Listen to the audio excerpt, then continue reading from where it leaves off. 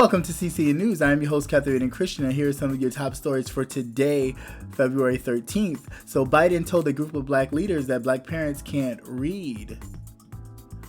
Governor Brian Kemp is getting pressure to unveil how he stole the election from Stacey Abrams. EX-OSU, Jim Jordan called crying, begging to deny abuse allegations. A nurse accused the inmate of faking his illness. Days later, he died.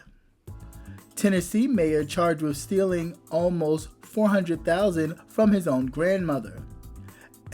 Let's get to the news. Joe Biden reportedly shocked a group of black leaders last year when he said that parents in black communities can't read or write. The comment, reported by the New York Times, is said to have been uttered by the former vice president during a private meeting with black mayors in Georgia. 3 who were there at the event confirmed the versions to the newspaper, claiming that Biden told them a problem black communities have to deal with is that the parents can't read or write themselves. According to reports, his comments shocked and frustrated those in the room. In a statement provided to the newspaper, Biden's campaign did not deny that he made the comment, saying that the vice president regularly talks about how his father's experience has shaped the way he feels about and views the relationships between parents and their children's and their child's learning. Biden is desperately trying to resuscitate, of course, his campaign to be the Democratic nominee for president after placing 5th in the New Hampshire primary. Georgia's Governor Brian Kemp may have to explain how he purged more than 500,000 voters from the ballot that cost Stacey Abrams the race. The long-debated stolen gubernatorial election could finally be put to rest in a federal lawsuit that was initiated by a journalist, Greg Palast, and Helen Butler, the executive director of watchdog organization Georgia Coalition for the People's Agenda. The judge ruled against Kemp. The governor may be required to release the list of names suppressed as well as his methods for removing them.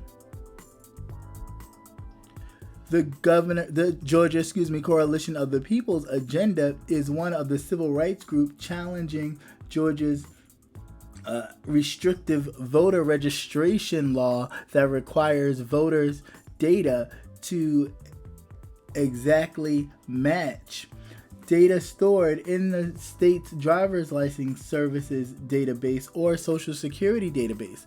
According to the campaign legal team, Georgia used it as an exact match protocol to disproportionately and negatively affect eligible people of color registered to vote, a violation of federal voting statute and the U.S. Constitution.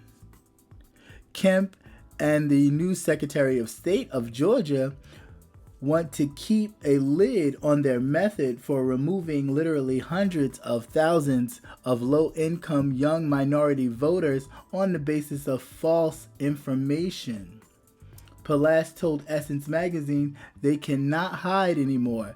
This is a huge win and precedent for reporters trying to pry information from the hands of guilty officials.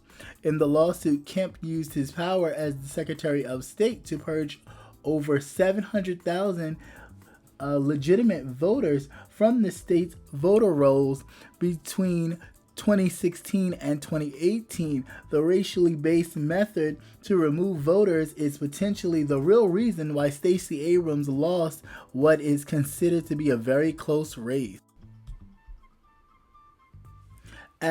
Disa Bono, the former Ohio State University wrestling team captain, said that during a state house bill hearing on Tuesday, Representative Jim Jordan Republican out of Ohio, called him crying and begging him to deny that Jordan and other team officials were aware that the open shower team facilities facilitated sexual assault.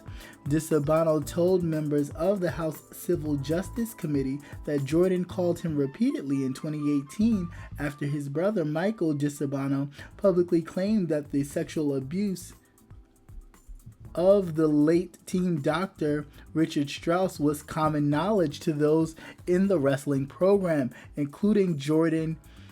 Jim Jordan called me crying, groveling, begging me to go against my brother. That's the kind of cover-up that's going on there, said Disa Bono, who is among the former university wrestlers who have sued the school alleging it ignored Strauss's abuse. Jordan was an assistant coach with the OSU wrestling team from 1987 to 1995 and has constantly denied claims that he knew about the sexual misconduct at the university's facilities. Lamarque Etchings, a 20-year-old man, died on March 1st, 2019 in a St. Louis jail cell. A report released by the county had revealed new details surrounding the young man's death. The report states that during the weeks before his death, Etchings had complained about not feeling well. At the court hearing on February 22nd, he told an officer he was feeling dizzy and unwell.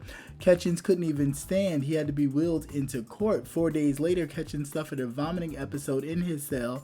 A guard signaled for a nurse and asked if he should go to the infirmary, and the nurse told the guard that he thought he was faking. An autopsy, however, later revealed that Etchings had a curable but undiagnosed form of cancer.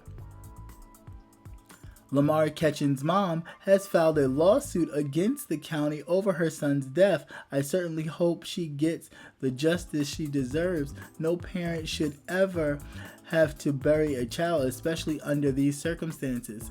Etchings was in the county jail, not even the prison,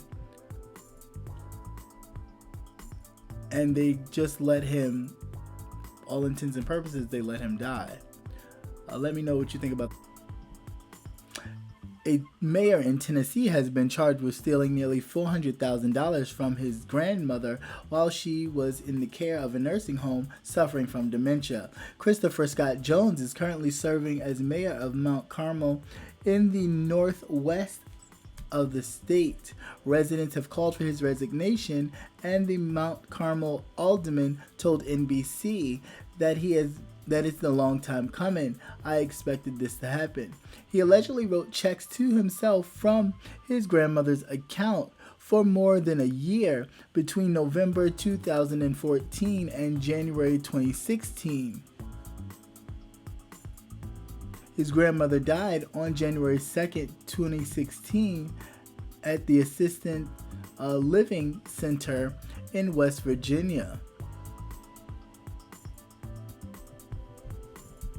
And once again, thank you for watching CCN News. I am your host, Captivating Christian. And as always, be the change you want to see. If you want change, the change starts with you. As always, please like, share, and subscribe. And leave comments below. I would like to hear what you think about these stories and more. Alright, have a good day. Peace.